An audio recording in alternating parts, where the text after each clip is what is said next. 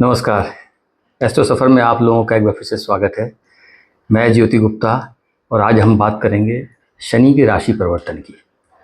आप सब लोगों को मालूम है कि शनि जो हैं एक राशि में 2.5 साल तक रहते हैं और इस वक्त वो करेंट पोजीशन में कुंभ राशि में ट्रैवल कर रहे हैं और 29 मार्च को वो मीन राशि में चले जाएंगे।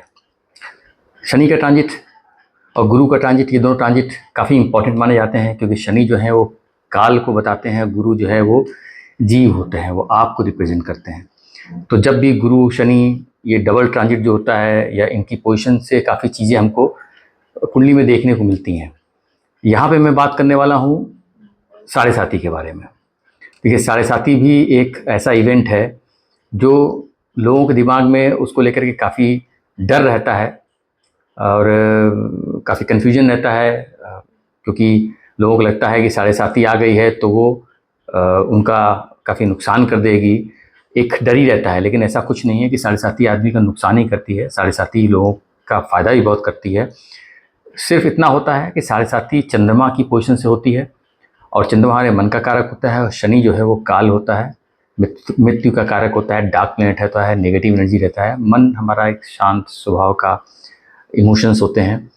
तो साढ़े साती हमेशा चंद्रमा के हिसाब से देखी जाती है। चंद्रमा की आपकी कुंडली में पोजीशन के हिसाब से साढ़े साती का असर देखा जाता है। साढ़े साती के बारे में देखिए, मैंने कुछ वीडियोस बनाई हुई हैं, अब मैं उनका लिंक डिस्क्रिप्शन में दे दूंगा और आप ऊपर आई आइकन पर क्लिक करके भी देख सकते हैं, तो आपको मालूम चलेगा साढ़े साती कैसे काम करती है, साढ़े साती से क्यों डरने की ज़रूरत नहीं है और साढ़े साती का कंसेप्ट क्या है। बट यहाँ पे जो मेन समझने वाली बात है, इसके लिए मैं वीडियो बना रहा हूँ, वो ये है कि जैसे हर आदमी को मालूम है कि चंद्रमा की जिस राशि में होता है उस राशि से एक राशि पहले जब शनि पहुंच जाते हैं तो साढ़े साती स्टार्ट हो जाती है और चंद्रमा की राशि की अगली राशि से सब शनि जब ट्रांजिट कर जाते हैं तो साढ़े साती खत्म हो जाती है।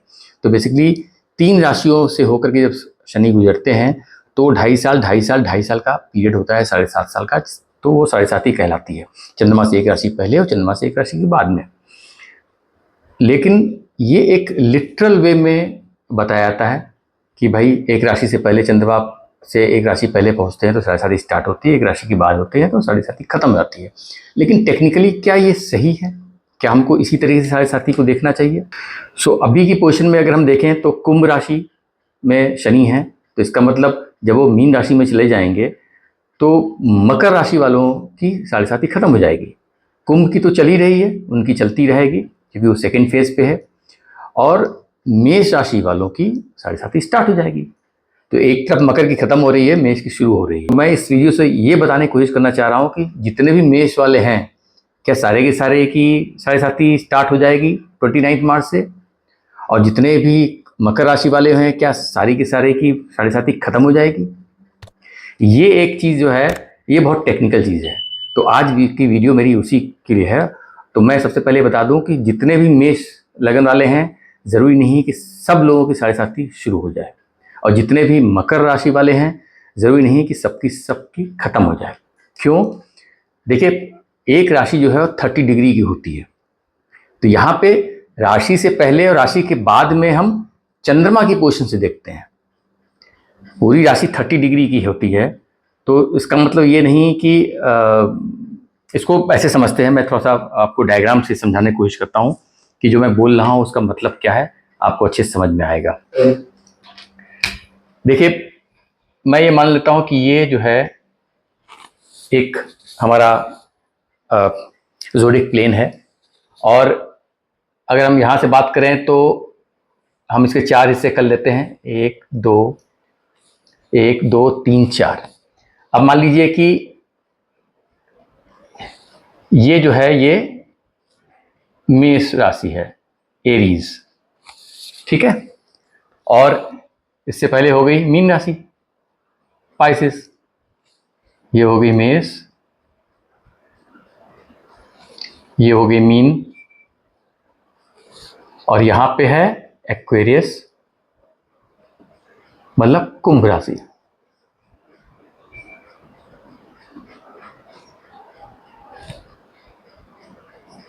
कुंभ राशि, और उससे पहले मकर राशि,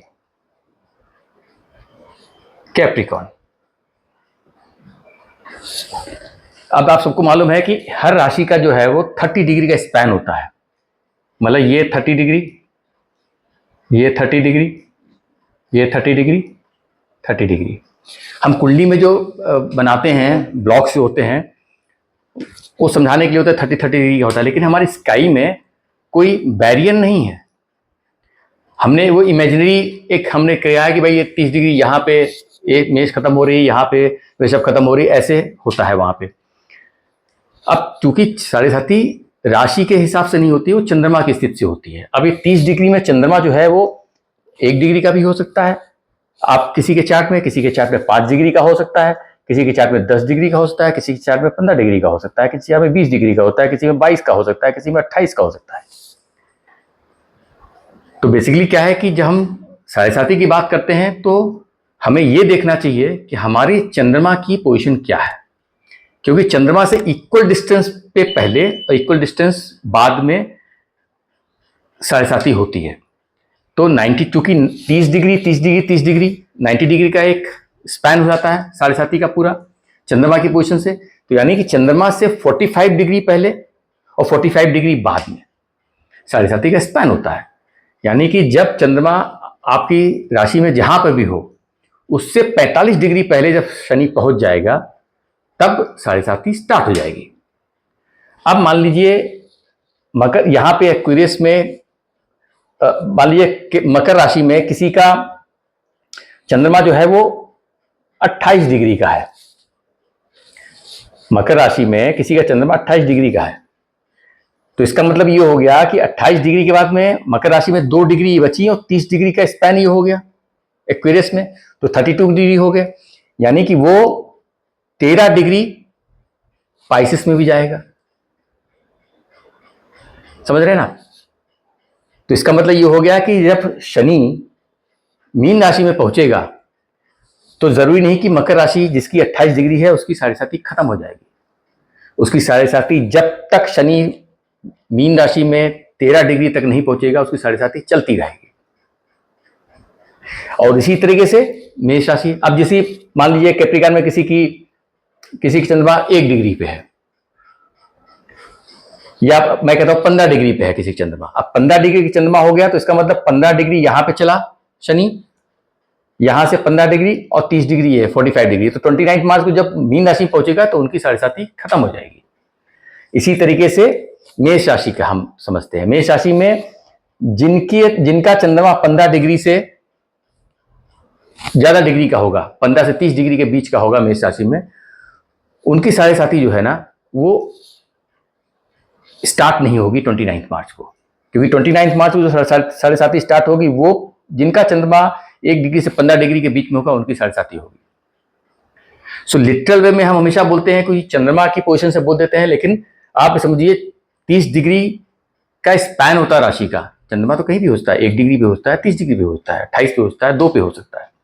तो हमेशा चूंकि साढ़े साथी चंद्रमा से देखी जाती है, लेकिन इन जनरल बोलने को होता है, हर आदमी यही बोलता है, हम भी बोलते हैं कि भाई मकर राशि वालों की साढ़े साथी खत्म हो जाएगी, मेष वालों की स्टार्ट हो जाएगी। लेकिन अगर टेक्निकली उसको देखा जाए और बड़े एस्ट्रोलॉजर्स जो हैं, ज्ञानी लोग हैं, वो इस चीज़ को बोलते हैं हमेशा कि भाई साढ़े साथी जो है आप चंद्रमा से होती है, चंद्रमा की डिग्री देखना बहुत जरूरी है। लेकिन हम लोग बहुत लोग इग्नोर कर देते हैं, हम एस्ट्रोलॉजर्स भी इग्नोर कर देते हैं। हम देखते हैं चार्ट और बोल देते हैं कि भाई आपकी तो साढ़े साथी चल रही है, लेकिन टेक्निकली ऐसा होता नहीं है। तो मैं सिर्फ यही बताना चाह रहा हूँ कि साढ़े साथी को समझिए आप। आपके चार्ट में अगर आप मकर राशि वाले हो या आप मेष राशि वाले हो, अगर आपको लग रहा है मेष राशि वाले हो कि आपकी साढ़े साथी स्टार्ट हो रही है, तो आप प्लीज ये चेक कर लीजिए कि आपकी चंद्रमा की डिग्री क्या है। हो सकता है साढ़े साथी आपकी अभी नहीं स्टार्ट हो रही होगी। जब शनि, जैसे मान लीजिए आपका मेष राशि 16 डिग्री पे आपका चंद्रमा है, तो इसका मतलब ये हो गया कि शनि जब 1 डिग्री पे पहुंच जाएंगे तब आपकी साढ़े साथी स्टार्ट होगी। 29 मार्च से शनि 1 डिग्री पहुंचने में 1 महीना भी लग सकता है, 20 डेज भी लग सकते हैं, डिपेंड करता है उनकी स्पीड के ऊपर। और वो रेट्रोगेट भी करते रहते हैं बीच में, तो एग्जैक्टली नहीं बता सकते हैं कि किस समय पे क्या उनकी पोजीशन रहेगी। वो आपको फॉलो करना पड़ेगा, आप पंचांग में आपको पता करना पड़ेगा, एफिमेरीज में जाना पड़ेगा। अगर आप ऑनलाइन देख सकते हो कि शनि की डिग्री किस हिसाब से, उस हिसाब से आप हिसाब लगा सकते हैं कि भाई अगर आपका मान लीजिए चंद्रमा 20 डिग्री का है या 25 डिग्री का है, 25 डिग्री का है तो 10 डिग्री शनि को ट्रेवल करना पड़ेगा मीन राशि के अंदर, तब आपकी 7.5 स्टार्ट होगी। तो ये समझना बहुत जरूरी है। तो कभी भी, और वैसे भी 7.5 को लेकर आप लोगों को पैनिक करने की जरूरत नहीं है। सिर्फ आपको समझने की जरूरत है कि आपका चंद्रमा की पोजीशन क्या है। चंद्रमा की स्ट्रेंथ के ऊपर बहुत डिपेंड करता है 7.5 के इफेक्ट, और फिर आपके चार्ट में आपके लगन के हिसाब से आपका चंद्रमा कहाँ बैठा हुआ है।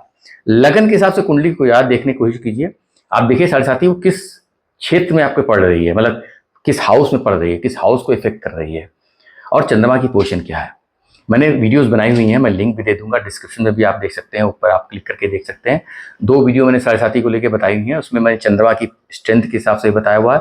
आप उन वीडियो को देखिए, आपको समझ में आएगा। लेकिन उस वीडियो से डरने की जरूरत नहीं है। मैंने सिर्फ एक्सप्लेन करने की कोशिश की कि 7.5 का कंसेप्ट आया क्यों और वजह क्या है जो उससे लोग इतना डरते हैं। बाकी जिन लोगों की 7.5 अगर मान लीजिए वास्तव में चालू हो रही है तो परेशान होने की जरूरत नहीं है। मन का कारक होता है चंद्रमा, मन को शनि इफेक्ट करता है। आप अपने मन को स्ट्रांग कीजिए तो कोई दिक्कत नहीं आएगी। और एरिया आप देख लीजिए, आप अपने चार्ट देख लीजिए कि 7.5 आपके किस हाउस पे लग रही है। मान लीजिए चंद्रमा आपके पंचम स्थान में बैठा हुआ है और वहां पे 7.5 का इफेक्ट स्टार्ट होने वाला है, 7.5 स्टार्ट होने वाली है आपकी। तो यानी पंचम स्थान बच्चों का होता है, आपकी लाइफ में फन एंटरटेनमेंट का बहुत सारी चीज़ों का होता है, आपकी फेम का, आपकी बुद्धि का होता है। तो आपको ध्यान रखने की जरूरत है कि अगर आपका चंद्रमा खराब है तो आपकी बुद्धि थोड़ी सी वहाँ पे काम करना बंद हो जाएगी, क्योंकि शनि आ गया है वहाँ पे। तो आप अपनी बुद्धि को कंट्रोल कीजिए, उन एरियाज को लेकर के आप अलर्ट रहिए, क्योंकि शनि जो है वो नेगेटिव एनर्जी लेके आता है, आपको ओवर थिंकिंग कराता है, नेगेटिविटी लेके आता है। आप बी स्ट्रांग। मैं हमेशा मानता हूँ कि सबसे स्ट्रांग आप खुद हो, आपका लग्न है। तो अगर आपका लग्न वीक है, आपका चंद्रमा वीक है, आप उस पर काम कीजिए, अपने आप को मजबूत बनाइए। किसी भी विषम परिस्थितियों से डरिए मत। आप डरेंगे नहीं तो खराब परिस्थितियां रहेंगी भी, लेकिन आपको परेशान नहीं कर पाएंगे, आप उनको निकाल दोगे स्मूथली, हंसते हंसते। अल्टीमेटली क्या चाहिए आदमी को लाइफ में? शांति और सुकून। समय अच्छा बुरा सबका आता है, डेस्टिनी में जो लिखा है वो तो आपको झेलना है, लेकिन उसको झेलना कैसे ही आपके हाथ में है। उम्मीद करता हूँ आपको वीडियो समझ में आया होगा। अगर समझ में नहीं आया मेरा एक्सप्लेनेशन, हो सकता है मैं अच्छे से ना समझा पाया हूँ, तो प्लीज़ मुझे कमेंट्स में जरूर बताएं। मैं कोशिश करूँगा हर क्वेश्चन का जवाब देने की। और मिलते हैं किसी नए वीडियो में किसी नए टॉपिक के साथ में। तब तक के लिए नमस्कार।